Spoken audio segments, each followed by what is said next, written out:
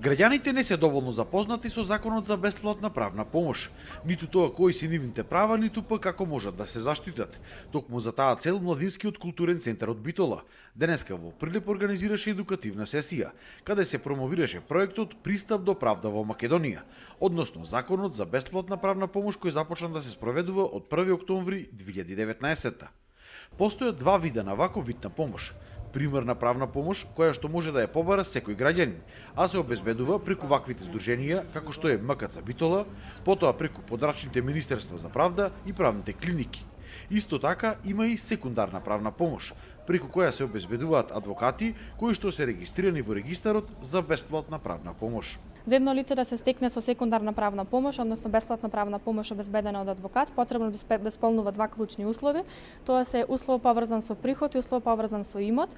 Кога зборуваме за приходот, значи барателот не треба да надминува износ од минимална нето плата или 14.500 денари за да се стекне со право на бесплатна правна помош. Доколку станува збор за двочлено семејство, тогаш вториот член може да има плюс приход од 2.900 денари, доколку станува за трети член, значи плюс уште 2.900 денари, така натаму.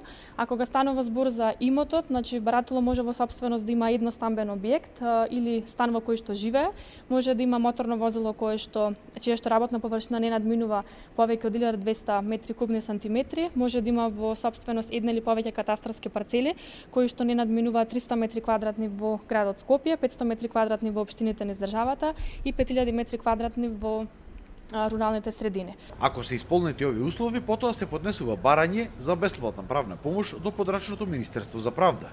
И тие се должни во рок од 15 дена да донесат потврда дали се одобрува или се одбива барањето. Но за жал, според адвокатите, граѓаните не биле доволно информирани за овој закон. Можам да речам дека не се целосно информирани, зависно од тоа кој колку се интересира. Значи, поединци, ако се интересираат, например, одат си ги барат правата. Голем дел, сметам дека не се информирани, своите права си ги барат откако ќе му се прекршат барањата, мислам правата. Како најчести прашања на граѓаните биле прашањата поврзани со законот за семејни односи и имотно-правните области. А овој закон сега се сака да се анимира и кај работниците, односно во примената на законот за работни односи. Можеме да заклучиме дека во општина Прилеп правата на работниците е на ниско ниво во делот на информации, во делот на запознавање на нивните обврски и права, но исто така и несогласување со работодавачите. Воено прекршувањата на правата се однесува во однос на неисплаќањето К15. Исто така имаме проблем и со минималната плата во однос на прекршувањето други права во делот на Законот за работни односи се однесува на дискриминацијата, мобингот се уште за жал, кој што го има во текстилната индустрија и земјоделскиот сектор. Можам да потенцирам дека текстилната индустрија во општина Прилеп е навистина во значителна очајна состојба затоа што дел од нивните работници бегаат од нивните компании кои што одат во новите компании кои што ги нарекуваме странски инвестиции, кои што во општина Прилеп ги имаме 3.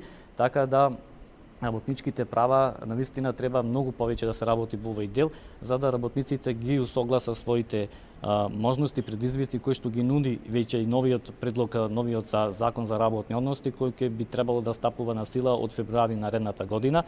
Од 1 октомври 2019 до вчера имало 190 граѓани кои што побарале примерна правна помош во Пелагонискиот регион, а 8 секундарна правна помош, од кои што пак 6 веќе биле во судска постапка.